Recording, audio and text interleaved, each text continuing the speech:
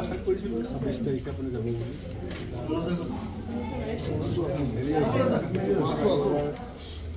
জ্যোতিপ্ৰসাদ আগৰৱালাদেৱৰ দলিত ছোৱালী আহিছে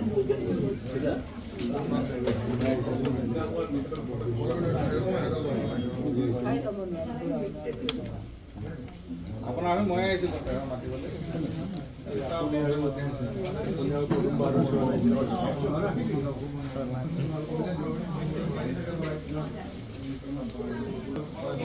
হেল্ল' ক'ত ধৰি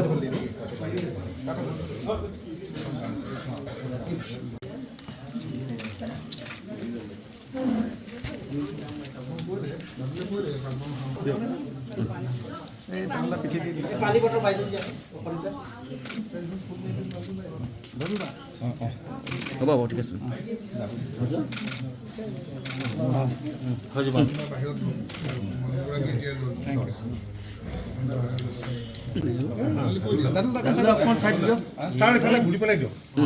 ঠিক আছে কেমেৰাটো পিছলৈ দিয়ক না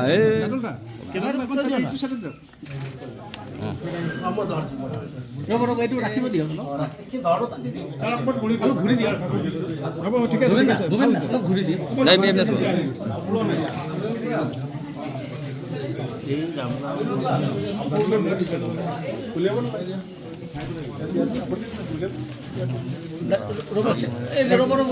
ৰাখিব ভূপেন দা অলপ জাপিটো দি দাৰুণ হাতটো এৰি দিয়ে হ'বনে জাপিটো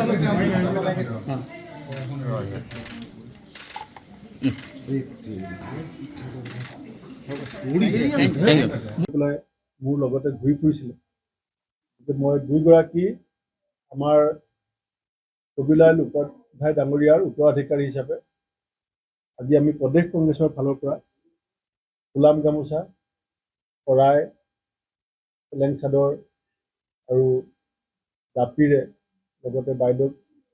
নতুন এই বাইদেউৰ জন্মদিন আহি আছে সেইকাৰণে এসাঁজ নতুন কাপোৰ দিছোঁ জন্মদিনা পিন্ধিবলৈ আমি সম্বৰ্ধনা জনাইছোঁ আৰু বাইদেউ আৰু ছাৰৰ সুস্বাস্থ্য কামনা কৰিছোঁ আৰু বাইদেৱে যেনেকৈ নিজৰ জীৱনকালত বিভিন্ন অনুবাদ গ্ৰন্থ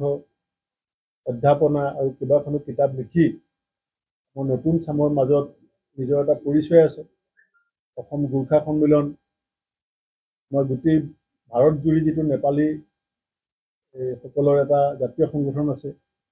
তাৰ লগত বাইদেউ জড়িত আছিলে আৰু তেখেতৰ কথাটো ক'বই নালাগে সকলোৱে জানেই স্বৰূপ উপাধ্যায় ডাঙৰীয়া তেজপুৰৰ পৰা 91 চনৰ পৰা 96 চনলৈকে সাংসদ হিচাপে আমাক প্ৰতিনিধিত্ব কৰিছিলে বিহালীৰ পৰা বিধায়ক হিচাপে প্ৰতিনিধিত্ব কৰিছিলে মই দুইগৰাকীকে আজি প্ৰদেশ কংগ্ৰেছৰ আমাৰ সকলো নেতা কৰ্মীৰ হৈ আমি কৃতজ্ঞতা জনাইছোঁ আৰু তেখেতসকলৰ পৰিয়ালৰ স্বাধীনতা সংগ্ৰামত যিটো অৱদান সেইটো আমি সদায় অসমীয়া জাতিয়ে মনত ৰাখি আহিছে আৰু লগতে বাইদেউক চৰকাৰেও আগতেও স্বীকৃতি দিছে আগতেও বাইদেৱে সাহিত্য একাডেমী অনুবাদ বঁটা পাবলৈ সক্ষম হৈছে এইবাৰো তেখেতক চৰকাৰে বঁটা দিয়াৰ কাৰণে আমি অভিনন্দন জনাইছোঁ আৰু ভৱিষ্যতৰ দিনতো এই পৰিয়ালটোৰ লগত তেওঁলোকৰ যিটো ত্যাগ আৰু তেখেতসকলৰ যিখিনি অৱদান সেইখিনিক আমি সকলোৱে মনত ৰাখিম আৰু আমাৰ সকলোৱে এই কথাখিনিকে আমি আজি ঘৰত আহি পেলাই জনাইছোঁ ধন্যবাদ যিকোনো খবৰৰ বাবে যোগাযোগ কৰক 7099017330 লগতে 7099017110 নম্বৰত